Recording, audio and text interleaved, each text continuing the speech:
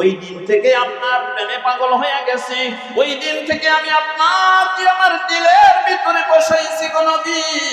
আর বলতে পারি নাই আমি আমার চাচাকে আজকে প্রকাশ করার কারণে আমার চাচা আমাকে সব কিছু থেকে বঞ্চিত করে দিয়েছে। ইয়া রাসূলুল্লাহ, এমনকি আমার গায়ের পোশাক এবং পরনের লুঙ্গিটা পর্যন্ত কাইরা নিছে।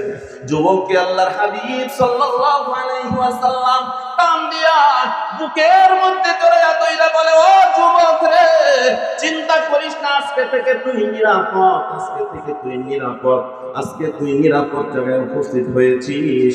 আমি ওয়াদা করলাম তুই ইসলামের জন্য, আমি নবীকে ভালোবাসা তুই সব ছাইরা দিছিস রে। ওয়াদা করলাম কিয়ামতের কঠিন ময়দানে আমি তোকে সঙ্গী বানাইয়া এরপর জান্নাতে যাব। আমি আমার সঙ্গে নিয়ে তোকে জান্নাতে যেতে চাই। ও যুবক, চিন্তা করিস না রে, চিন্তা করিস না। যুবককে বুকের মধ্যে নিয়ে নবীজি দোয়া করে দেয়, আল্লাহ আমার এই যুবকটাকে তুমি কবুল করে নাও। যুবককে ডাক দিয়ে বলে, ও যুবক কালেমা পড়বানি। যুবক ডাক দিয়ে বলে, মনে মনে পড়া নিছি, আনুষ্ঠানিকতার সাথে একটু পড়ায় দেন। নবীজি তখন যুবককে পড়ায় দেয়, লা ইলাহা ইল্লাল্লাহু মুহাম্মাদুর রাসূলুল্লাহ। সবাই বলি সাল্লাল্লাহু আলাইহি ওয়াসাল্লাম। যুবককে কালেমা পড়াইয়া মুসলমান বানায় দেয়। মদিনার মসজিদে আহলে সুফা 70 জন সাহাবী রয়, যাদের ঘর নাই, বাড়ি নাই, দুনিয়ার কোনো সহায় সম্পত্তি নাই, তাদের আল্লাহ তাআলার দরবারে শুকরিয়া জ্ঞাপন করি। সবাই পড়ি আলহামদুলিল্লাহ। আরেকটু আওয়াজ করে বলি আলহামদুলিল্লাহ। আলহামদুলিমান কদ্দারা খাইরান ওয়া খাবালা, আলহামদুলিমান কদ্দারা খাইরান ওয়া খাবালা, ওয়া শুকরু লিমান সাওয়ারা হুসনা ওয়া জামালা, ওয়া শুকরু লিমান সাওয়ারা হুসনা ওয়া জামালা। فرد صمد عن صفة الخلق بريء، رب أزلي خلق خلق كمالا، رب أزلي خلق الخلق كمالا। আল্লাহ সুবহানাহু ওয়া তাআলা আমাদেরকে আল্লাহ তাআলার শুকরিয়া আদায় করার তৌফিক প্রদান করেছেন। এটা আল্লাহ তাআলার পক্ষ থেকে মস্ত বড় একটা নিয়ামত। প্রশংসা করলে সবাই খুশি হয়, এমন কোনো মানুষ নাই যে মানুষটার প্রশংসা করা হয়, এই প্রশংসা করা হচ্ছে এই শব্দটা যদি তার কানে যায়, নিঃসন্দেহে তার ভালো লাগবে কি লাগবে না? বলেন তো আপনার ভালো লাগবে না? যার প্রশংসা করবেন তারই ভালো লাগবে। আমরা মানুষ, আমাদের দোষের কোনো শেষ নাই, কি বলেন আপনার?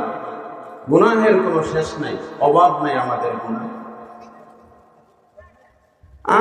আমি আপনারা যারা এখানে উপস্থিত আছি, আমরা সবাই গুনাহ করছি কি করি নাই? সবাই বলেন, আপনারা কি গুনাহ করছেন না করেন নাই? গুনাহ আছে না নাই?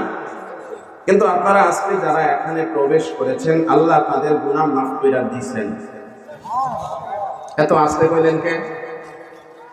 আল্লাহ যদি আপনাদের গুনাহ মাফ করে দেয়, আপনারা তাতে খুশি কিনা?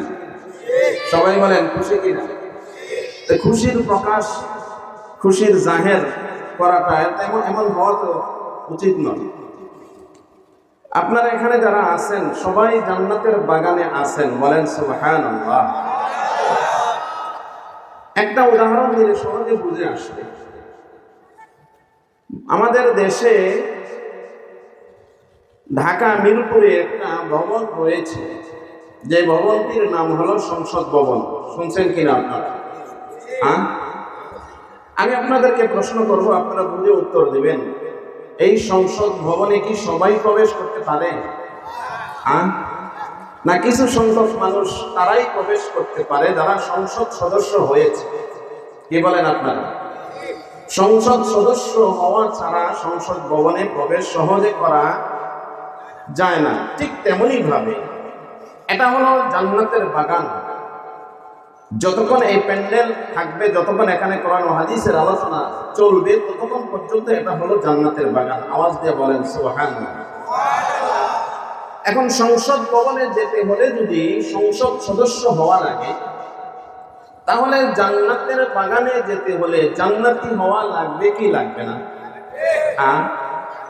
অবশ্যই জান্নাতি হওয়া লাগবে। সুতরাং আপনারা যারা আজকে এখানে প্রবেশ করেছেন, এই সামিয়ানার ভিতরে, প্যান্ডেলের ভিতরে যারা প্রবেশ করেছেন, হাদিস থেকে প্রমাণ পাওয়া যায় নিঃসন্দেহে আপনারা সকলেই জান্নাতে মানুষ। চিল্লায়ে বলেন সুবহানাল্লাহ।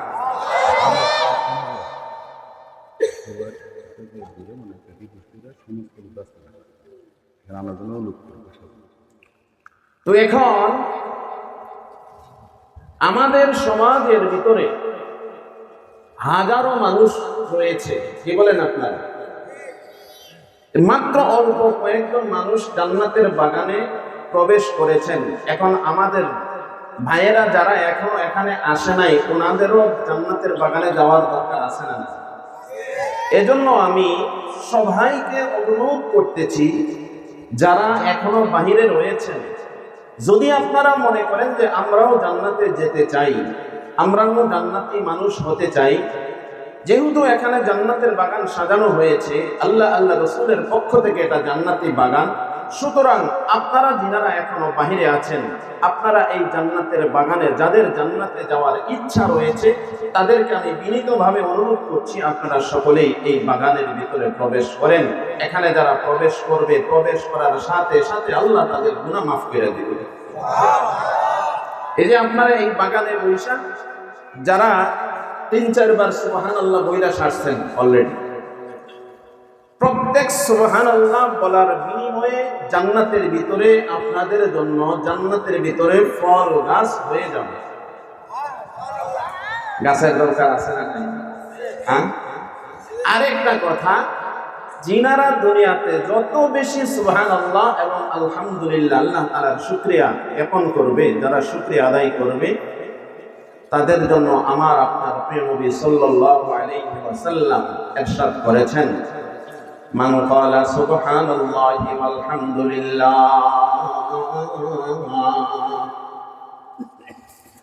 তামলাউল মিজান। আল্লাহর নবী সাল্লাল্লাহু আলাইহি ওয়াসাল্লাম ইরশাদ করেন, আমার যে উম্মত দুনিয়ার হায়াতে 2টা শব্দ বেশি বেশি পড়বে, আল্লাহ তাআলার প্রশংসামূলক 2টা শব্দ, 2টা বাক্য বেশি বেশি তাদের জবান দ্বারা উচ্চারণ করবে গো, এই 2টা বাক্য কিয়ামতের কঠিন ময়দানে যখন মানুষের আমল ওজন করা হবে, নেকি কিংবা বদি, ভালো আমল কিংবা খারাপ আমল যখন ওজন করা হবে, আল্লাহর নবী বলেন এই 2টা বাক্য মুসলমান ইমানদারের নেকের পাল্লাকে ভারী কইরা দিবে। নেকের পাল্লা ভারী হয়ে যাবে। আল্লাহ রাসূল বলেন তামলাউল মিজান, মিজানের পাল্লাকে ভারী করে দেবে। শব্দ 2টা অত্যন্ত দামি। আমরা সারাদিন কত কথাবার্তাই না কই, কত বাতচিত আমরা করি। ও বন্ধু, আমাদের জীবনের প্রত্যেকটার হিসাব আমার আল্লাহ তাআলার কাছে রয়েছে। ভালো কিংবা মন্দ, খারাপ কিংবা ভালো, জিকির করেন কিংবা অন্য কিছু করেন, আল্লাহর নামের প্রশংসা করেন কিংবা অন্য কিছু করেন, যেই ধরনের কথাই আমরা বলি না কেন, প্রত্যেকটা কথা আল্লাহ পাক রব্বুল আলামিন আমাদের বলা কথাগুলাকে সংরক্ষণ করে রাখবে। সব কথাগুলা আল্লাহ সুবহানাহু ওয়া তাআলা ফেরেশতা দ্বারা রেকর্ড করে রাখবে। সব কথাগুলা যদি রেকর্ড করানো হয়, সব কথার ভিতরে আমার আপনার এই বাক্যগুলা যেগুলা প্রশংসামূলক শব্দ, আল্লাহ তাআলার জিকির, আল্লাহর নামে, রাসূলের নামে যেই সমস্ত কথাবার্তাগুলো আমরা বলি, যেই সমস্ত বাক্যগুলো উচ্চারণ করি, আপনারা বলেন তো ওই কথার ভিতরে এই বাক্যগুলাও থাকবে কিনা?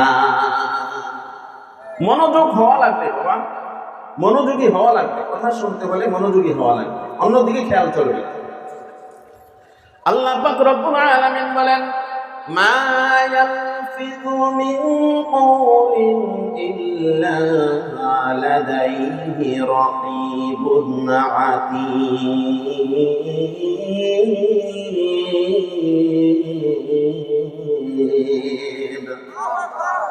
আল্লাহ সুবহানাহু ওয়া তাআলা তার বান্দা বান্দীদেরকে উদ্দেশ্য করে, ও দুনিয়ার মানব সম্প্রদায়, তোমরা তোমাদের জবান থেকে এমন কোন কথাই বের করো না, তোমরা তোমাদের জবান দ্বারা এমন কোন কথাই বের করো না গো, যেই কথাগুলা ফেরেশতারা সংরক্ষণ কইরা না রাখে, যেই বাতচিত গুলা ফেরেশতারা লেখা না রাখে, রেকর্ড কইরা না রাখে। ও বন্ধু, এই জন্য কথা বলার ক্ষেত্রে হিসাব করে কথা বলা লাগবে। কেননা আমি যেই কথাটা এখন বললাম, এই কথাটাও কিয়ামতের কঠিন ময়দানে সবগুলা আল্লাহ তাআলা প্রকাশ করে দিবেন, সব প্রকাশ হয়ে যাবে। জীবনে ভালো মন্দ যত কথা কিংবা ভালো মন্দ যত কর্মই আমরা করি না কেন গো, প্রত্যেকটা কর্ম কাল কিয়ামতের কঠিন ময়দানে আল্লাহ পাক রব্বুল আলামিন প্রকাশ করে দিবেন। যার প্রমাণ আল্লাহ তাআলা সূরাতুল হাক্কার ভিতরে বলেন, আল্লাহ সুবহানাহু ওয়া তাআলা বলেন, কিয়ামতের কঠিন ময়দানে তোমাদের জীবনের প্রত্যেকটা কর্মকে আমি আল্লাহ ওই দিন সবগুলাকে প্রকাশ করে দিব, তোমাদের সম্মুখে পেশ করব। কিয়ামতের কঠিন ময়দানে তোমাদের জীবন বৃত্তান্ত আমি আল্লাহ পাক রব্বুল আলামিন ওই দিন তুলে ধরব।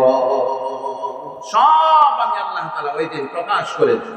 জীবনের ছোট বড় মাঝারি গোপনে কিংবা প্রকাশ্যে যা কিছু করেছি সব ওই দিন আল্লাহ পাক রব্বুল আলামিন আমাদের সম্মুখে নিয়ে আসবে, সব জাহের হয়ে যাবে। এজন্য ফাঁকি দেওয়া কিংবা লুকাইয়া করার কোনো জায়গা এই দুনিয়াতে নয়। আল্লাহ সুবহানাহু ওয়া তাআলা সব কিছু দেখেন এবং সব কিছু শুনেন। চিল্লায়ে বলেন ঠিক কিনা? আওয়াজ দিয়ে বলেন ঠিক কিনা? আল্লাহ সুবহানাহু ওয়া তাআলা সব দেখেন। আল্লাহ বলেন, ইয়াউমাইযিন তু'রাদুনা লা তাখফা মিনকুম খাফিয়া। বান্দা তুমি চিন্তা কইরো না, বান্দারে তুমি চিন্তা কইরো না। তুমি মনে করতেছো তোমার কর্মগুলা কেউ দেখে না, তুমি মনে করতেছো তোমার বলা কথাগুলা কেউ শুনে না, তুমি মনে করতেছো অন্ধকারে পাপ করলা এটা যদি কেউ জানলো না। ও বন্ধু, না না না, তুমি যতই অন্ধকারে লুকাইয়া পাপ কর্ম করো না কেন, যেই জমিনের মধ্যে দাঁড়াইয়া তুমি পাপ কর্ম করেছো ওই জমিন তোমার বিরুদ্ধে সাক্ষী দিবে। যেই পাও দিয়া তুমি হেঁটে হেঁটে পাপ কর্মে গিয়েছ, এই পা তোমার বিরুদ্ধে কিয়ামতের কঠিন ময়দানে সাক্ষ্য প্রদান করবে। যেই হাত দ্বারা তুমি খারাপ জিনিস ধরেছিলা, এই হাত তোমার কিয়ামতের কঠিন ময়দানে তোমার বিরুদ্ধে সাক্ষী দিবে। এমনকি আল্লাহ পাক রব্বুল আলামিন বলেন, মানব জাতির প্রত্যেকটা অঙ্গ প্রত্যঙ্গ কিয়ামতের কঠিন ময়দানে মানুষের পক্ষে কিংবা বিপক্ষে সাক্ষী দিবে। সব ওই দিন আল্লাহ সুবহানাহু ওয়া তাআলা সামনে সবাই সত্য কথা বলবে। যার প্রমাণ আল্লাহ পাক রব্বুল আলামিন সূরাতুল বাইয়িনার ভিতরে বলেন, ইয়াউমা ইয়াকুমুর রূহু ওয়াল মালাইকাতু সাফফান লা ইয়াতাকাল্লামুন।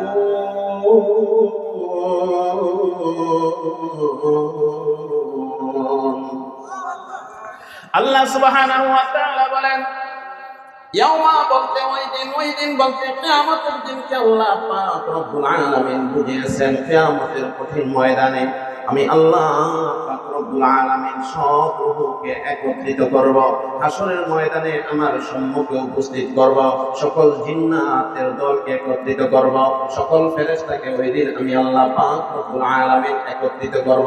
সবাইকে হাসরের ময়দানে দাঁড়ায়া যাইতে হবে, লাইন ধরে সারিবদ্ধভাবে দাঁড়িয়ে যাইতে হবে, কাতার মধ্য হয়ে দাঁড়ায়া যাইতে হবে।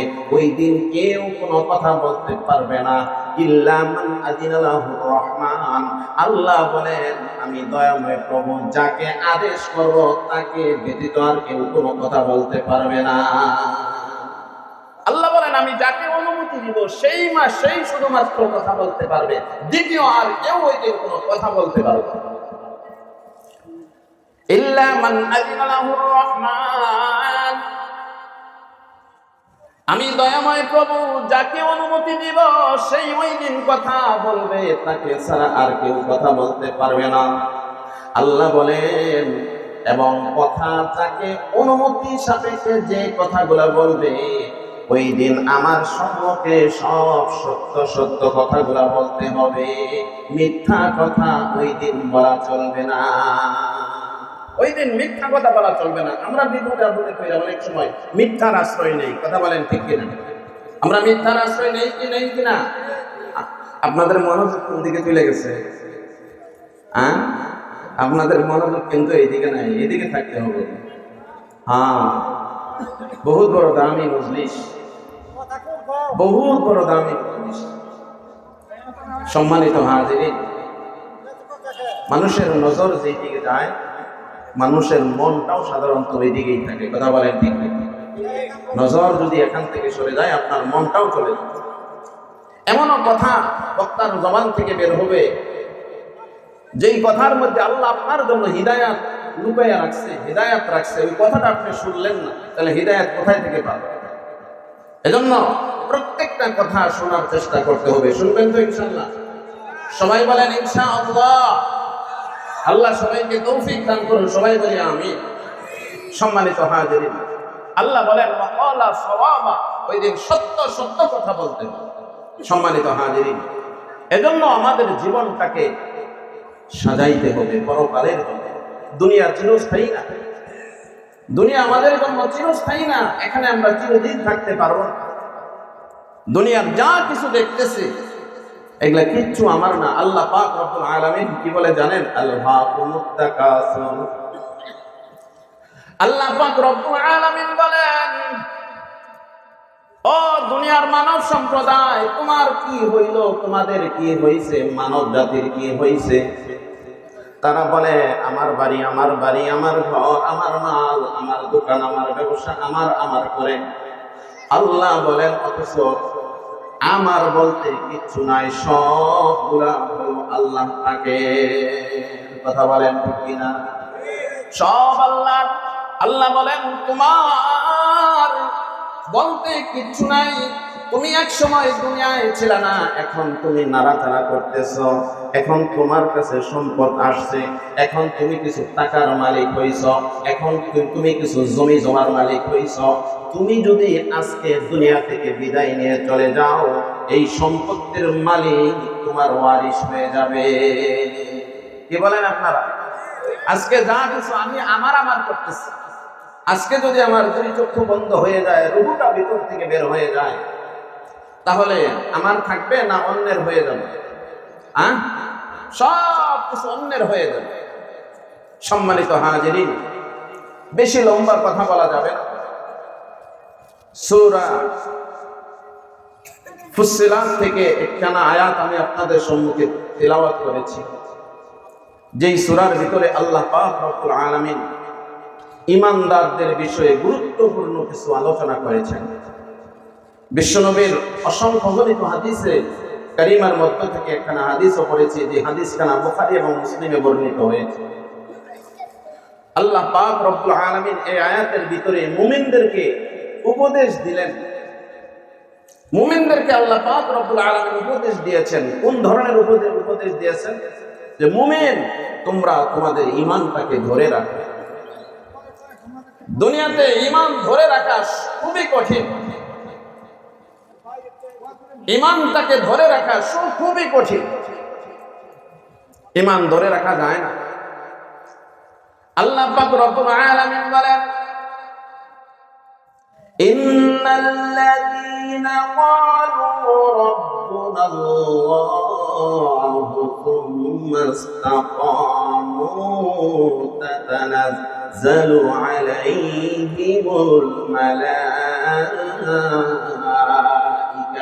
আল্লাহু আকবার বলেন সবাই। মুসলমান বন্ধুরা আমার, আল্লাহ পাক রব্বুল আলামিন বলেন, ইন্নাল্লাযীনা ক্বালু, নিশ্চয়ই যারা বলবে আমার রব আল্লাহ,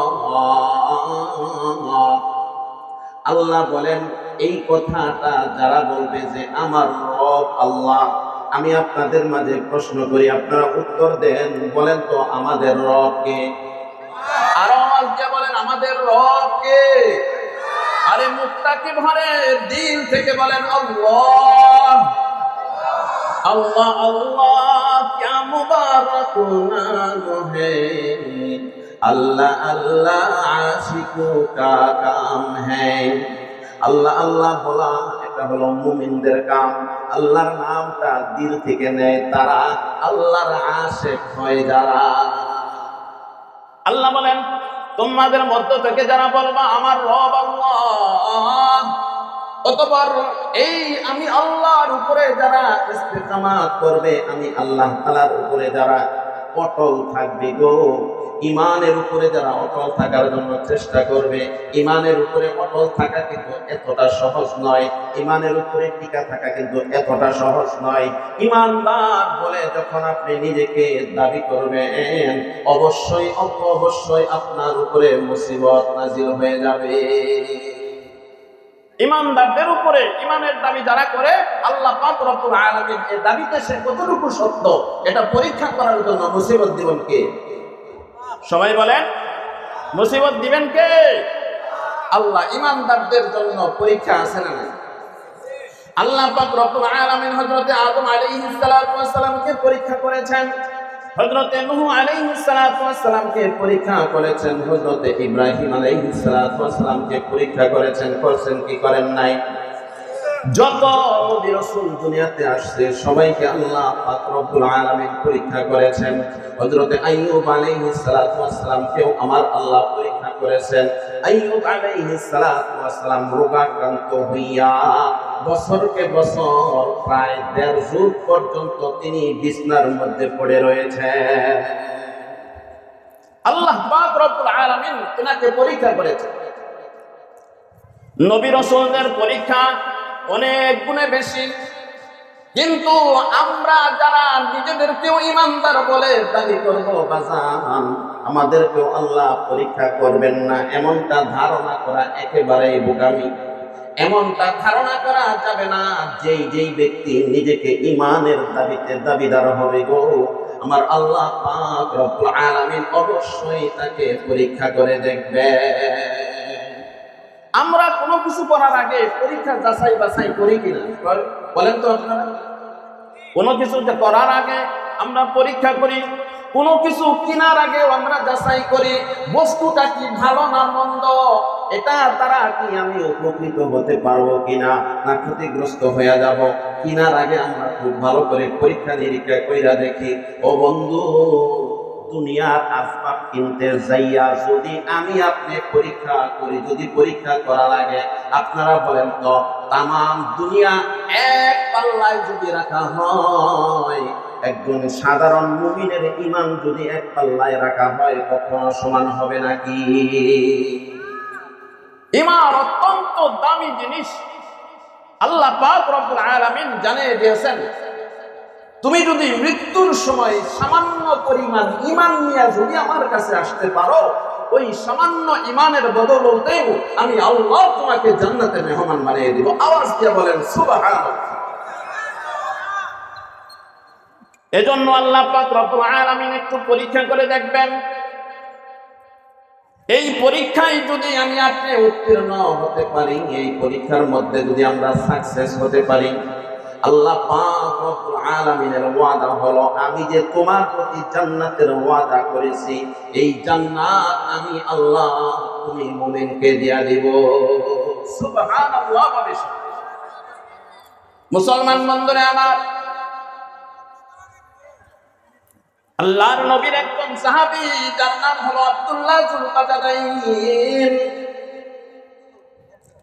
আব্দুল্লাহ যুলবাজাদাইন ইসলাম গ্রহণের পূর্বে তার নাম ছিল আব্দুল উজ্জা। খুব ভালো করে শুনবেন, আজকে আমরা সাতনাপাড়ার মানুষ কিংবা এই দেশের মানুষ, আমরা যারা নিজেদেরকে ইমানের দাবিতে দাবিদার হই, যারা নিজেদেরকে ইমানদার করে দাবি করি, অথচ অনেক সময় দেখা যায় কাফের আর মুশরিক মুনাফিকদের মতো কাজকর্ম আমাদের দ্বারাই সংগঠিত হয়ে যায়। ইমান, এই যে আজকে আমরা মাহফিল করতেছি, আজকে আমরা মসজিদ বানাইতেছি, মাদ্রাসা করতেছি, আমাদেরকে কেউ বাধা দেয় না। কিন্তু আজ থেকে 1400 বছর পূর্বে আপনি চলে যান, তখন যদি এইরকম একটা মাহফিলের ইন্তজাম করত, যখন ইসলামের প্রথম যুগ, তখন যদি এমন একটা আয়োজন করত, বলেন তো তারা কি সুস্থির ভাবে সুন্দরভাবে করতে পারতো না? তাদের উপরে বাধা বিপত্তি আসতো। কথা বলেন। ইসলামটা এমনি এমনি আমাদের পর্যন্ত আসে নাই, লাখো সাহাবীদের রক্তের বিনিময়ে আমাদের পর্যন্ত আজকে ইসলামটা এসেছিল। আমার নবী, আপনার নবী সাল্লাল্লাহু আলাইহি ওয়াসাল্লাম উহুদের ময়দানে মায়ের খাইতে খাইতে দান্দান মোবারক শহীদ করে ফেলেছে। যেই শরীরের মধ্যে মশা মাছি বসা হারাম ছিল, কাফের মুশরিকরা ওই শরীরের উপরে আঘাত করেছে, রক্ত ঝরিয়েছে। বাজান ও বন্ধু, নবীজি ইসলামটাকে আমাদের পর্যন্ত পৌঁছে দেওয়ার জন্য নিজের পেটের মধ্যে পাথর বেঁধে রেখেছে, তায়েফের ময়দানে মার খেয়েছে, এরপরেই তো আমাদের পর্যন্ত ইসলাম এসেছে। অথচ আমরা নিজেদেরকে মুসলমান বলে দাবি করি, যেই নামাজকে দুনিয়াতে প্রতিষ্ঠিত করার জন্য, যেই মসজিদগুলোকে দুনিয়াতে কায়েম মকাম করার জন্য নবীজি তায়েফের ময়দানে মার খাইলেন, নবীজি উহুদের ময়দানে মার খাইলেন। অথচ এগুলার মূল্যায়ন আমাদের কাছে নাই, এগুলার কোনো মূল্য নাই, এগুলার কোনো দাম নাই। আমরা নিজেদেরকে মুসলমান দাবি করি, কয়দিন মার খাইছি, কয়দিন কটু কথা শুনছি। ইসলামের জন্য আমার মনে হয় জীবনে একটা দিনের জন্য আমরা কটু কথা পর্যন্ত শুনি নাই। বলেন ঠিক কিনা? আব্দুল্লাহ, যার নাম হলো আব্দুল উজ্জা, নবীজি মক্কার জমিনে দাওয়াত দেয়। আব্দুল উজ্জার নজরে পড়ে যেই সুন্দর মানুষটা মানুষকে দাওয়াত দেয়, যে সুন্দর মানুষটা কালেমার দাওয়াত দেয়, তাওহীদের দাওয়াত দেয়, আরে এত যেন মানুষ হয়, স্বয়ং আল্লাহ পাক রব্বুল আলামিন যেন এই মানুষটাকে অপূর্ব করে সৃষ্টি করেছেন। তিনি বলেন আমার নবী, সবাই বলেন সাল্লাল্লাহু আলাইহি ওয়াসাল্লাম। যুবক নবীর প্রতি আকৃষ্ট হয়ে যায়, কিন্তু কালেমা পড়ার সাহস করে না। বাজান, কালেমা যদি পড়ে, কাফেররা যদি জানতে পারে তাকে মেরে ফেলবে, তার উপরে অত্যাচার চলে আসবে। যুবকের শিশুকালে বাবা মারা যান, ছোট্ট কালে বাবা দুনিয়া থেকে বিদায় নিয়ে চলে যান, চাচার কাছে লালিত পালিত হয়। লম্বা ঘটনা, লম্বা হাদিস। মুসলমান বন্ধুরে আমার, ওই আব্দুল উজ্জা নিজের ইসলামটাকে প্রকাশ করতে পারে না, কিন্তু মনের ভিতরে ইসলাম পোষণ করে, মনের ভিতরে আল্লাহ তাআলাকে পোষণ করে, দিলের ভিতরে রাসূলকে মহব্বত করে, মনে মনে আল্লাহর রাসূলকে মহব্বত করে, কিন্তু প্রকাশ করতে পারে না। একদিন চাচাকে ডাক দিয়ে বলে, ও চাচা, একটা কথা বলবো, চাচা তুমি শুনবানি। চাচা তার ভাতিজাকে ডাক দিয়া বলে, ভাতিজা তুমি কি কথা বলবা? ভাতিজা এইবার অকপটে বইলাই ফেলে, চাচা ওই যে মক্কার জমিনে আব্দুল্লাহর পোলা মুহাম্মদের কালেমার দাওয়াত দিছে, তাওহীদের দাওয়াত দিছে, যেই দাওয়াত দেওয়ার বদৌলতে তাকে মক্কার মানুষরা তাকে মক্কা থেকে বিতাড়িত কইরা দিছে, যিনি হিজরত কইরা মদিনায় চলে গেছে, ওই মানুষটার সম্পর্কে আপনার কি ধারণা? চাচা ডাক দিয়ে বলে, ও ভাতিজা রে, এই কথা মুহাম্মদের কথা জবানে আর নেওয়া যাবে না, মুহাম্মদের কথাটা মুখ দিয়ে আর বলা যাবে না।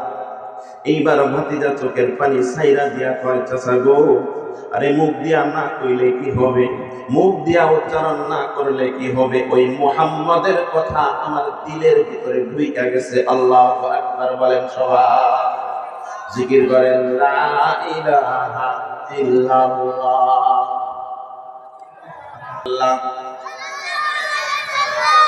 যখন যুবক চাচাকে ডাক দিয়া কয়, ও চাচা, কাকে তুমি বলার কথা বলো? যত যাই কিছু হোক না কেন, মুহাম্মদের আল্লাহ এবং মুহাম্মদ সাল্লাল্লাহু আলাইহি ওয়াসাল্লামকে যে আমি দিলের ভিতরে বইরা নিছি, তাকে আমি বের করতে পারবো না। প্রয়োজনে সব ছাড়বো, প্রয়োজনে বাড়িঘর এবং সব সম্পর্ক ছিন্ন করব, এরপরেও আমি মুহাম্মদকে ভুলতে পারবো না। আল্লাহু আকবার বলেন সবাই। চাচা এবার ক্ষিপ্ত হইয়া যায়, ভাতিজার উপরে ক্ষিপ্ত হইয়া যায়। এই ভাতিজা, এর শেষ পরিণাম কিন্তু বড় ভয়ঙ্কর হবে, বড় ভয়ঙ্কর হবে। লাভ দিয়া ওইটা ভাতিজা ডাক দিয়ে বলে, চাচা তুমি যা ইচ্ছা তা করতে পারো, কি হবে কি হবে, কি পরিণতি হবে এটা আমি চিন্তা করতে পারি না, তবে তিনাকে যদি আমি না পাই, আল্লাহ আল্লাহর রাসূলের জন্য আমি জীবনটা পর্যন্ত দিতে পারি। চাচা পরিণাম যত ভয়ঙ্করী হোক না কেন, আমি পরিণামগুলা ভোগ করার জন্য রাজি আছি, কিন্তু মুহাম্মদকে ছাড়তে আমি রাজি না। मोहब्बत में मुसीबत है, ये कुदरत की हकीकत है, जहाँ बारिश बरसती है वहाँ बिजली चमकती है, जहाँ बारिश बरसती है वहाँ बिजली चमकती है। अल्लाह नबी सल्लल्लाहु अलैहि वसल्लम बोलेন, মান আহাব্বা সুন্নতি ফাকাদ আহাব্বানি ওয়া মান আহাব্বানি কানা মাই ফিল জান্নাহ। ও আমার উম্মতের দল, তোমরা যদি আমার সাথে জান্নাতে যাওয়ার আশা পোষণ করো, তোমরা যদি আমি নবীজির সাথে যদি তোমরা জান্নাতে যাওয়ার ইচ্ছা পোষণ করো, আমি নবীজি ওয়াদা করলাম, তোমরা যদি আমার আদর্শে আদর্শবান হয়ে যাও, আমি ওয়াদা করলাম আমার সাথে তুমি জান্নাতে প্রবেশ করবা। আওয়াজ দিয়া বলেন সুবহানাল্লাহ। মুসলমান বন্ধুরা আমার, খুব ভালো করে শুনেন। ভাতিজা যখন বলিষ্ঠ আওয়াজে চাচাকে ডাক দিয়া কয়, ও চাচা, তোমার যা ইচ্ছা তুমি তা করতে পারো, কিন্তু মুহাম্মদকে ছাড়তে বইলো না, আল্লাহকে ভুলতে বইলো না। মনে রাখবা, তোমাকে ছাড়তে রাজি আছি, কিন্তু আল্লাহ আল্লাহর রাসূলকে ছাড়তে আমি রাজি না। চাচা ধমক দিয়া নিষ্ঠুর সুরে ডাক দিয়া বলে, ও ভাতিজা, এতদিন পর্যন্ত তুমি আমার খাইছো, আমার পরছো, আমি তোমাকে অনেক সম্পত্তির মালিক বানিয়েছি, তুমি দিলের ভিতরে ওইটাকে দিলের ভিতর থেকে ওইটাকে বের করে দাও, মুহাম্মদকে ভুলে যাও, আল্লাহকে ভুলে যাও। আমরা যার পূজা করি, আমরা যার ইবাদত করি, তুমিও তার ইবাদত করো। ভাতিজা ডাক দিয়া বলে, চাচা সম্ভব না, কোনো ক্রমেই সম্ভব না, কোনোভাবেই সম্ভব নয়। আবার ডাক দিয়া বলে, ভাতিজা তোর কি আমার প্রতি মায়া হয় না? ভাতিজা ডাক দিয়া কয়, ও চাচা, তুমি হলো আমার বাবার ভাই, বাবার ভাই তো বাবার মতোই হয়, বাবার মতোই হয়, বাবার প্রতি যেমন সম্মান, চাচাদের প্রতি তেমনই সম্মান। আল্লাহর রাসূল বলেন, আম্মুর রাজুলি সিনু আবি, চাচা হইল বাবার সদৃশ। ও চাচা, মায়া হয়, কিন্তু আল্লাহর রাসূলের চাইতে বেশি মায়া হয় না। সুবহানাল্লাহ। আল্লাহর রাসূলের চাইতে বেশি মায়া হয় না। চাচা ক্ষিপ্ত হইয়া ভাতিজাকে ডাক দিয়া কয়, ও ভাতিজা, যে সম্পদ দিয়েছি সবগুলা ফিরিয়ে দেওয়া লাগবে। ভাতিজা ডাক দিয়া বলে, চাচা সব দিয়া দিলাম, সব দিয়া দিলাম। কয় থাকার জন্য যে ঘরটা দিছি, ঘরটাও ছাইরা দিতে হবে। ভাতিজা ডাক দিয়া বলে, চাচা ঘরটাও দিয়া দিলাম। ভাতিজাকে ডাক দিয়া বলে, ও ভাতিজা, এই মুহূর্তে এই ঘর থেকে তুমি বের হয়ে যাও, আমার সীমানা তুমি পরিত্যাগ করো, আমার সীমানার ভিতর থেকে তুমি বের হয়ে যাও।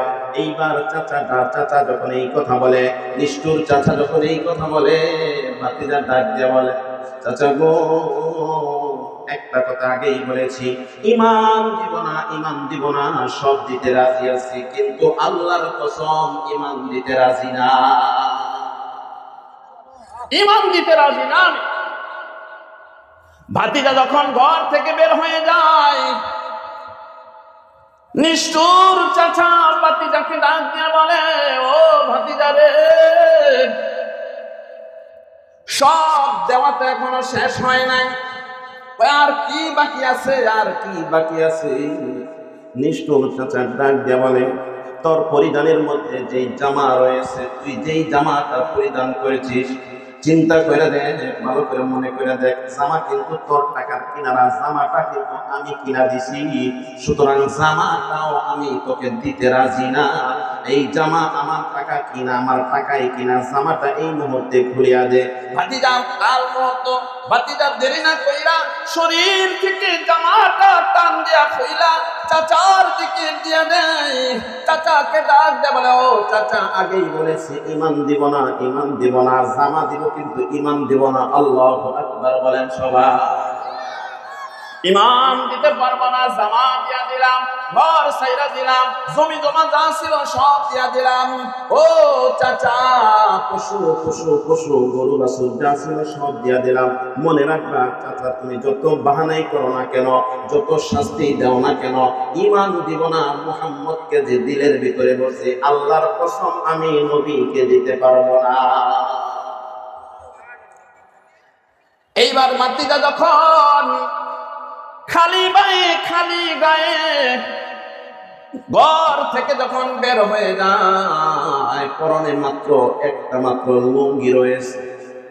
নিষ্ঠুর চাচা বাতিজাকে ডাক দে, বলেন ও বাতিজা, এখনো সময় আছে, নিয়ত পরিবর্তন করো। বলিষ্ঠ কণ্ঠে বাতিজা ডাক দিয়া বলে, চাচা নিয়ত পরিবর্তন করতে পারবো না, করলে তো আগেই করতাম, পরিণাম কিন্তু আরো ভয়ঙ্কর হবে। ওই পরিণামের কথা চিন্তা করে ইমান আনি নাই। যেই দিন কালেমা পড়ছি, যেই দিন আল্লাহকে বিশ্বাস করেছি, যেই দিন মুহাম্মাদের অনুসরণ করা আরম্ভ কইরা দিছি, ওই দিন থেকে মনে মনে বুঝতে পারছি মুহাম্মাদের যে গতি আমারও হবে সেই গতি। আল্লাহু আকবার বলেন সবাই। এইবার নিষ্ঠুর চাচা ডাক দিয়া বলে, ও বাতিজা রে, জামা দিলেই হবে না, শুধু জামা খুইলা দিলেই হবে না, জামা খুইলা দিলেই শুধু হবে না, তোর পরিধানের মধ্যে পরনে যে লুঙ্গি খানা রয়েছে, ওই লুঙ্গিটাও আমি কিনা দিয়েছি, আমি তো কিনে দিয়েছি, ওই লুঙ্গিটাও আমি তোকে দিতে রাজি না। বাতিজা ডাক দিয়া কয়, চাচা এতটা নিষ্ঠুর হইও না। চোখের পানি ছাইরা দিয়া কয়, চাচা লুঙ্গিটা তুমি আমার কাছ থেকে ছিনে আনে না, আমি যুবক, লজ্জা শরমের একটা বিষয়, একটা মাত্র কাপড় আমি তোমার কাছে চাই, আর কিছু চাই না গো চাচা। চাচা নিষ্ঠুর চাচা ডাক দিয়ে বলে, ও ভাতিজারে, ও ভাতিজারে, তোমার কথায় আমার মন নরম হবে না, তোমার কথায় আমার মন নরম হবে না। আমার টাকায় কিনা লুঙ্গিটাও এই মুহূর্তে এই জায়গায় উপস্থিত থাকা অবস্থায় লুঙ্গিটাও আমাকে ফিরিয়ে দিতে হবে। বাতিজা যতই কাকুতি মিনতি করে, কোন কাকুতি মিনতি চাচার দিল নরম হয় না। অবশেষে বাধ্য হইয়া দরজার আড়ালে দাঁড়াইয়া নিজের পরন থেকে, নিজের কোচ থেকে লুঙ্গিটা টান দিয়া খুইলা দরজার উপর দিয়া ফিক্কা মেরা দেয়। ও চাচা, মনে রাইখো, মনে রাইখো, খুইলা দিলাম লুঙ্গি, খুলে দিলাম লুঙ্গি, আজকে থেকে বানাইলাম ইমানকে আমি সঙ্গী। সুবহানাল্লাহ। চাচা খুলে দিলাম লুঙ্গি, ইমান বানাইলাম সঙ্গী। আল্লাহ পাকের ওয়াদা রয়েছে, আল্লাহ পাকের ওয়াদা রয়েছে, এই দুনিয়ার পোশাক যারা ইসলামের জন্য ছেড়ে দিবে, এই দুনিয়ার সুখ শান্তি যারা ইসলামের জন্য, দ্বীনের জন্য যারা ত্যাগ করবে, এই দুনিয়ার সুখ শান্তি যারা আল্লাহ আল্লাহ রাসূলের জন্য যারা ত্যাগ করে, আল্লাহ তাদের জন্য জান্নাতি পোশাক রেডি করে রাখছে। আল্লাহু আকবার বলেন সবাই। দুনিয়ার পোশাক দিয়া দিলাম, ও চাচা, ও চাচা, মনে রাখো এই পোশাকের বিনিময়ে জান্নাতের পোশাক আমি ক্রয় করে নিলাম। সুবহানাল্লাহ বলেন। এইভাবে নিজের লজ্জাস্থানের মধ্যে এক হাত সামনে আরেক হাত পিছন দিকে দিয়া মায়ের ঘরে চলে গেছে। মা, তুমি তো আমার মা, ইসলামের জন্য, দ্বীনের জন্য চাচা আমার কাছ থেকে সব কিছু কাইরা নিল, এমনকি আমার পরম থেকে লুঙ্গিটা পর্যন্ত ছিনিয়ে নিয়েছে। মা, এক টুকরা কাপড় তুমি আমাকে দিবানি? মা জননী দরজার আড়াল থেকে এক টুকরা কাপড় দেয়। উক্ত কাপড়খানা পইরা ওই মধ্য রজনীতে যুবক মক্কা থেকে মদিনার দিকে দৌড় শুরু করে। পায়ের মধ্যে জুতা নাই, গায়ের মধ্যে কাপড় নাই, কোন রকমে এক টুকরা কাপড় পরিধান করিয়া, একটা নিমকি পরিধান করিয়া মদিনার দিকে রওনা দেয়। মদিনার মরুভূমির প্রান্ত দিয়া যখন হাঁটে, মদিনার জমিনের দিকে যখন যায়, মদিনার রাস্তা এখনকার রাস্তার আগেকার রাস্তা কিন্তু বাবা এক নয়। মদিনার জমিনে যখন হাঁটে, মদিনার দিকে যখন হাঁটে, বালুময় এবং কঙ্করময় পাথরের উপর দিয়া যখন হাঁটে, পাথর গুলা পায়ের ভিতর যা টুইকা যায়, ফিনকি দিয়া রক্ত বের হয়। রক্ত পড়তে পড়তে পায়ে রক্ত শূন্যতা হয়ে যায়। ৩-৪ দিন হাঁটিয়া হাঁটিয়া নবীজির কাছে মদিনার রওজায় চলে মদিনার মসজিদের ভিতরে উপস্থিত হয়ে যায়। মদিনার মসজিদের সামনে যায়, যুবক গপাত করে বসে যায়। সাহাবীরা বলে, পাগল কোথায় থেকে আসে? যুবক ডাক দিয়া বলে, তোমরা আমাকে পাগল কইও না, তোমরা আমাকে পাগল বইলো না। আমি পাগল নই, আমি পাগল নই, তবে পাগল আল্লাহ আল্লাহ রাসূলের পাগল। সুবহানাল্লাহ বলেন সবাই। আমি দুনিয়ার পাগল না।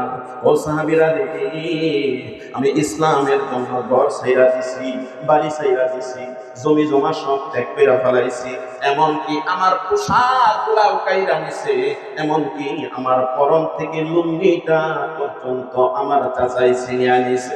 তোমরা একটু বলে দাও আমার নবী কোথায়? আমার নবীকে আমি একটু দেখতে চাই। 2 নয়ন দিয়ে আমি আমার নবীকে দেখে আমি একটু শান্তি অনুভব করতে চাই। আল্লাহু আকবার বলেন সবাই। যুবক নবীকে দেখতে চায়। আল্লাহর হাবিব সাল্লাল্লাহু আলাইহি ওয়াসাল্লাম ওই যুবকের দিকে আগায় আসে, ফেল ফেল করে যুবকের দিকে তাকায়া থাকে। যুবক নবীজিকে দেখা চোখের পানি ছেড়ে দেয়। কে রে যুবক, তোরকে নিয়ে অবস্থা? পা গুলা রক্তে রঞ্জিত হয়ে গেছে। যুবক এইবার ডাকতে বলে, ইয়া রাসূলুল্লাহ, ওই যে আপনার মনে আছে কিনা, আপনি যখন মক্কায় ছিলেন একদিন আপনাকে আমি দেখেছিলাম, ওই দিন থেকে আপনার প্রেমে পাগল হয়ে গেছি।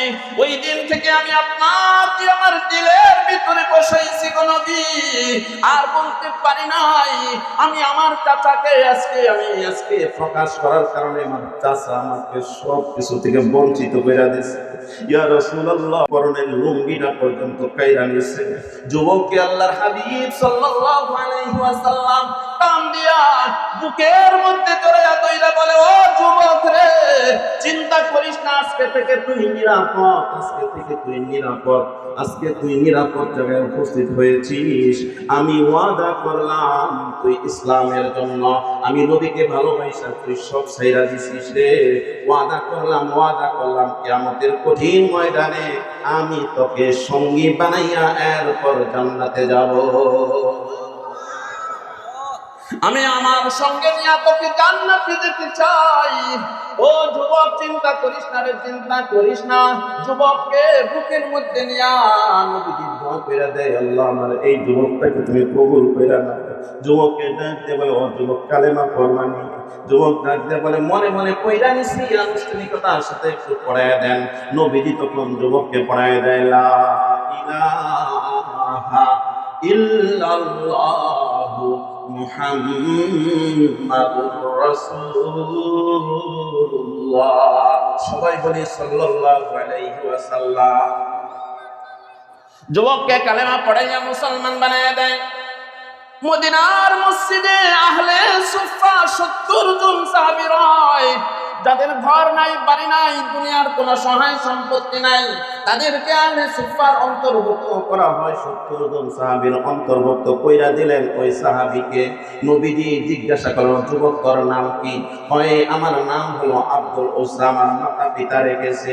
ভাই আজকে থেকে তোর নাম আব্দুল উজ্জা হতে পারবে না, ইসলামের দৃষ্টিতে আমি তোর নাম রেখা দিলাম আব্দুল্লাহ। সুবহানাল্লাহ বলেন। ওই দিন থেকে আব্দুল্লাহ যুলকাদাইন হয়ে যায়। ওই সাহাবী যুবক মদিনার মসজিদের মধ্যে রয় আর বেশি বেশি আল্লাহর জিকির করে, আল্লাহ পাকের তাসবিহ তাহলিল করে, আল্লাহর পক্ষ থেকে যদি কিছু আসে তারপর খায়। ওই যুবকটা আস্তে আস্তে আল্লাহর কোরআন শিখে ফেলাইছে। এত জোরে জোরে কোরআন তেলাওয়াত করত, ওর তেলাওয়াতের কারণে অন্য অন্য সাহাবীরা তেলাওয়াত করতে অসুবিধা হইতো। একদিন কয়েকজন সাহাবী যায় রাসূলুল্লাহ সাল্লাল্লাহু আলাইহি ওয়াসাল্লামের কাছে যায় নালিশ করে, ইয়া রাসূলুল্লাহ আপনার সাহাবীকে একটু বলেন না ও যেন আস্তে আস্তে কোরআন শরীফ তেলাওয়াত করে, ওর তেলাওয়াতের কারণে আমাদের সমস্যা হয়। আল্লাহর নবী ডাক দিয়ে বলেন, সাহাবীরা তোরা জানোস না ওরে আস্তে পড়তে কোস না, ওরে আস্তে তেলাওয়াত করতে বলিস না। আমার আব্দুল্লাহ এই কোরআনের জন্য, ইসলামের জন্য, কালেমার জন্য, আমার জন্য, আল্লাহর জন্য, ইমানের জন্য ঘর ছাড়ছে, বাড়ি ছাড়ছে, সম্পত্তি ছাইরা দিছে, এমনকি পরনের লুঙ্গিটা পর্যন্ত দিয়া দিছে।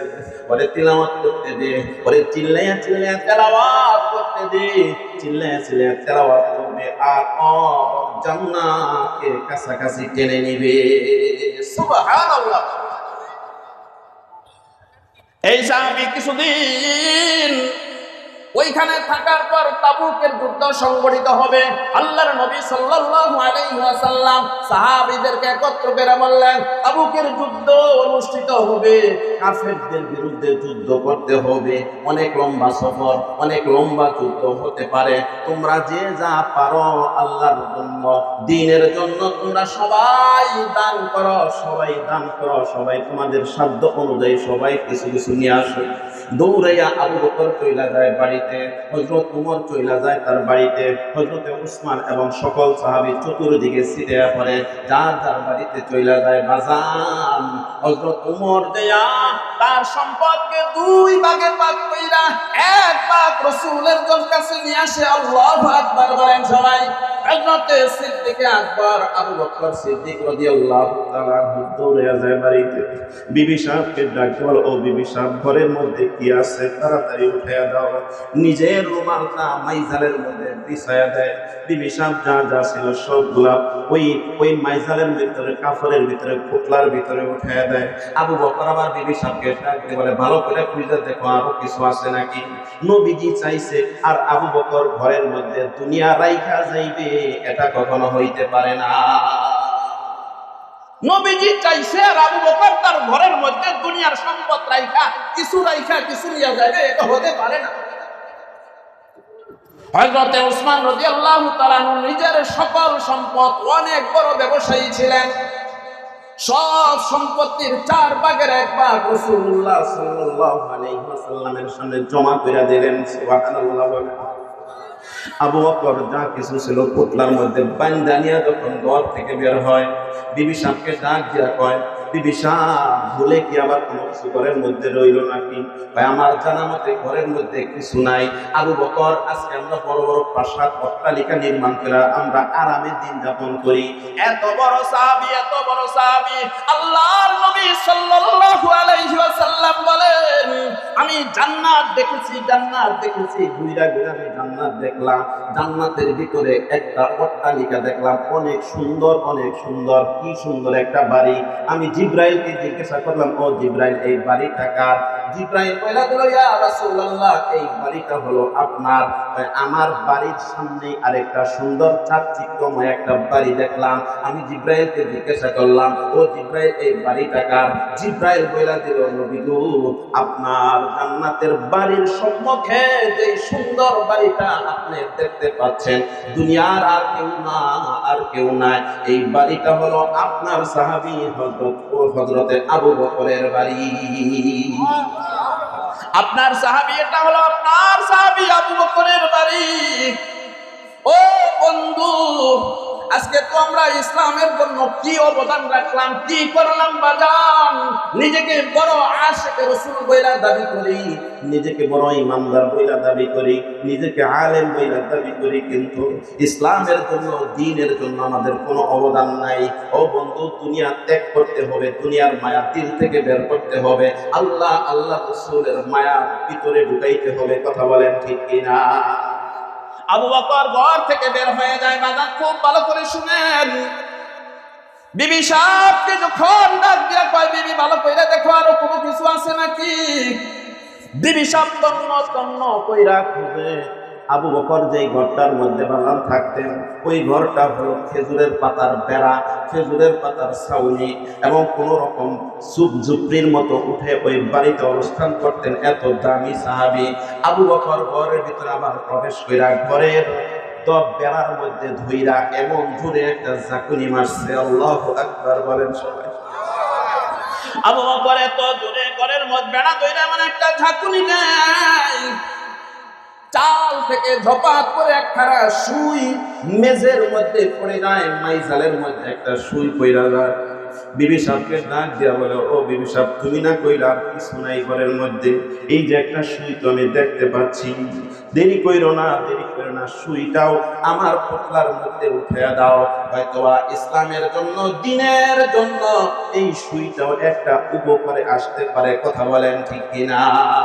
আল্লাহর নবীর প্রিয় সাহাবী সুইখানা পুতলার মধ্যে উঠে নিয়ে নবীজির কাছে যায়। এত অল্প সংখ্যক মাল নিয়া নবীজির সামনে যাইতে সাহস পায় না। নবীজির সামনে, মসজিদে নববীর সামনে বিশাল বড় মালের স্তূপ হয়ে গেছে, স্বর্ণ মুদ্রা দিনার অনেক কিছু, খাদ্য টাদ্য এগুলা অনেক বড় স্তূপ হয়ে গেছে। আবু বকর যাইতে সাহস করে না, সবাই জমা দেয়, আবু বকর জমা দেওয়ার জন্য যায় না। আল্লাহর নবী ডাক দিয়া বলে, আমার আবু বকর কই রে, আমার আবু বকর কই, তাড়াতাড়ি তোমরা আমার আবু বকরকে খুঁজো। এক সাহাবী দৌড়ে যায় নবীর কাছে, ডাক দিয়ে বলে, ইয়া রাসূলুল্লাহ, ভালো করে তাকাইয়া দেখেন, ওই যে আবু বকর দেওয়ালের আড়ালে দাঁড়ায় রয়েছে। আবু বকর কেন দাঁড়ায় রয়েছে? অল্প মাল নিয়ে আসে, এই জন্য সে সাহস করে না। আল্লাহ রাসূল বলেন, আমার আবু বকরকে ডাক দিয়ে বলো, ডাক দিয়ে বলো সে যেন আমার কাছে আসে। আল্লাহ নবীর সামনে যখন আবু বকর আসে, গো আবু বকর চোখের পানি ছাইরা দিয়া কয়, হুজুর, সবাই কত কত সম্পদ দিয়া দিছে, আমি কিচ্ছু দিতে পারতেছি না, এত অল্প সংখ্যক মাল আমি কেমন কইরা জমা দেই? ও আল্লাহর নবী, আমার মন চায় না, আমার মন তো চায় যদি আমার কাছে দুনিয়ার সব সম্পদ যদি থাকতো, আপনি চাইতেন আর সকল সম্পদকে আমি আপনার হাতে উঠে দিতাম। সুবহানাল্লাহ বলেন সবাই। আপনি চাইতেন আপনার হাতে আমি সব সম্পত্তি উঠে দিতাম। আল্লাহর নবী বলেন, চা নিয়ে আসো, তাই ঢেলে দাও। যখন আবু বকর ঢাইলা দিছে, জিবরাইল আইসা খবর বইলা দেয়, আবু বকর যদিও অল্প দেয়, কিন্তু আবু বকরের এই দানের প্রতি আমার আল্লাহ যতটা খুশি হয়েছে, আর কোন সাহাবীর দানে আমার আল্লাহ ততটা খুশি হয় না। আমার আল্লাহর কাছে আবু বকরের দানটাই আজকে সেরা হয়ে গেছে। ওই সাহাবীর কথা মনে আছে নাকি? ওই যুবক সাহাবী মনে আছে আপনাদের? সবাই দেয়, সবাই দেয়। ওই যুবক আব্দুল্লাহ জুলবাজাদাইন মসজিদের নববীর এক কিনারায় বৈশা বৈশা ফুফায়া ফুফায়া কান্দে। নবীজি ডাক দিয়ে বলে, ও আব্দুল্লাহ, তোমার কি হয়েছে, তুমি কান্দো কেন? সাহাবী চোখের পানি ছাইরা দিয়ে কয়, ইয়া রাসূলুল্লাহ, আজকে আবু বকর দেয়, উমর দেয়, সবাই দেয়, আমি কিচ্ছু দিতে পারি না। আমার দুনিয়ার সম্পদ বলতে কিচ্ছু নাই। আমার তো মন চায় আজকে আপনার সামনে আমি হাজির করি, আমার যদি পাহাড় সমের সম পরিমাণ মাল যদি থাকতো, আমার মনটাই চাইতেছে আমি সবগুলো আপনাকে দিয়া দিতাম। সুবহানাল্লাহ বলে। আল্লাহর নবী যুবককে টান দিয়া বলে, ও যুবক রে, চিন্তা করিস না, তোর নাই তাতে কি হইছে, ইসলামের প্রতি তোর যে পরিমাণ অগাধ ভালোবাসা, আমার আল্লাহ এই ভালোবাসার পুরস্কারটাই তোকে দিয়া দিবে। আওয়াজ দিয়া বলেন সুবহানাল্লাহ। নবীজির কাছে ডাক দিয়া কি কই জানেন ওই সাহাবী? ইয়া রাসূলুল্লাহ, আমার একটা আবদার রাখবেন আপনি, আমার একটা আবদার আপনি রাখবেন। নবীজি জিজ্ঞাসা করে, ও যুবক, বলো তোমার কি আবদার? ওই আব্দুল্লাহ জুলবাজাদাইন, সবাই খুব ভালো করে শুনেন, আল্লাহর নবীকে রিকোয়েস্ট কইরা যায়, ইয়া রাসূলুল্লাহ, আমার একটা আবদার রাখবেন নি? নবীজি বলে, আচ্ছা যুবক, বলো তোমার কি আবদার, তোমার কি আবদার? খুব ভালো করে কথাটা শুনেন। ইয়া রাসূলুল্লাহ, এখন আপনি আল্লাহর কাছে একটু দোয়া করেন, আমি আব্দুল্লাহ ইসলামের জন্য, দ্বীনের জন্য কিচ্ছু দিতে পারি নাই, কিচ্ছু দিতে পারি নাই। আল্লাহকে একটু বলেন, আমি যেন তাবুকের যুদ্ধে যাইয়া আমার জীবনটাকে আল্লাহকে দিয়া দিতে পারি। সুবহানাল্লাহ। আমি আমার জীবনটা আল্লাহকে দিতে চাই গো নবী, আমার জন্য একটু দোয়া করেন। আমি যেন তাবুকের যুদ্ধের ময়দানে শাহাদাত বরণ করতে পারি, আমি যেন শহীদ হয়ে যাইতে পারি। দোয়াটা আল্লাহর কাছে করেন। নবীজি চোখের পানি ছাইড়া দিয়া বলে, যুবক রে, আর প্রশ্নে এই কথা বলিস না। আমি তোকে হারাইতে চাই না, আমি তোকে হারাইতে চাই না, আমি তোকে হারাইতে চাই না। আল্লাহর কাছে আল্লাহর ওই নবী ওই দিন দোয়া করে দেয়, আল্লাহ গো, আমি আমার আব্দুল্লাহর হায়াত তোমার কাছে ভিক্ষা চাই। আওয়াজ দিয়া বলেন সুবহানাল্লাহ। সাহাবী বলে, আমি যেন এই যুদ্ধের ময়দানে শাহাদাত বরণ করতে পারি। আল্লাহর নবী বলেন, আল্লাহ তুমি আমার আব্দুল্লাহর হায়াতকে বাড়াইয়া দাও। সুবহানাল্লাহ। আল্লাহ আপনি আমার সাহাবী আব্দুল্লাহর হায়াত বৃদ্ধি করে দেন। আল্লাহ পাক রব্বুল আলামিন আল্লাহর রাসূলের দোয়া কবুল করে নিয়েছে। অতঃপর ওই সাহাবী যুদ্ধের ময়দানে সবচাইতে যুদ্ধের বড় ভূমিকা পালন করে। কোন একটা কাফের মুশরিকের পক্ষ থেকে একটা আঘাত ওই সাহাবীর গায়ের মধ্যে লাগে না। আওয়াজ দিয়ে বলেন সুবহানাল্লাহ। অতঃপর ওই সাহাবী জ্বরাক্রান্ত হইয়া দুনিয়া থেকে বিদায় নিয়ে যায়। আল্লাহর নবী নিজে কবরের মধ্যে নাইমা ওই সাহাবীকে কবরে শুয়াইয়া দিয়া আল্লাহকে ডাক দিয়া বলে, হে আল্লাহ, আমি আমার আব্দুল্লাহর প্রতি রাজি আছি, আপনি আমার আব্দুল্লাহর প্রতি রাজি হয়ে যায়। জিবরাইল আইসা সাথে সাথে খবর ফেলা দেয়, ইয়া রাসূলুল্লাহ, আপনি কি শুধু আপনার আব্দুল্লাহকে একাই ভালোবাসেন? আল্লাহ বুঝি আপনার আব্দুল্লাহকে ভালোবাসে না? আমার আল্লাহ আব্দুল্লাহ যে ওই দিন শাহাদাত বরণ করতে চেয়েছিল, আমার আল্লাহ এলান কইরা দিছে, আসমানের মধ্যে এলান কইরা দিছে, আমার আব্দুল্লাহকে আমি পরিপূর্ণ শাহাদাতের মর্তবা দান করে দিলাম। আওয়াজ দিয়া বলেন সুবহানাল্লাহ। সম্মানিত হাজিরিন, আমাদের ইসলামের জন্য, দ্বীনের জন্য কৃপণ হওয়া ঠিক নয়। আল্লাহ রাসূল বলেন, তোমরা জান, মাল, সময় এই তিনটা দিনের কাজে ব্যয় করো। তিন জিনিসের বিনিময়ে, এই তিনটার বদৌলতে আল্লাহ তোমাদের জন্য জান্নাত লেখা দিবেন। আরো জোরে বলেন, জান, মাল, সময়। কয়টা হলো? সবাই বলেন কয়টা? এই তিনটা আল্লাহ চাইছে, বিনিময়ে আল্লাহ আপনাকে জান্নাতের ওয়াদা করে দিয়েছে। সুবহানাল্লাহ বলি সকলে। আল্লাহ সুবহানাহু ওয়া তাআলা এই দুনিয়া দ্বারা আমাদেরকে জান্নাত ক্রয় করার তৌফিক দান করুন। আওয়াজ দিয়া বলিস আমিন। ওয়া আখিরু দাওয়ানা আনিল হামদুলিল্লাহি রাব্বিল আলামিন।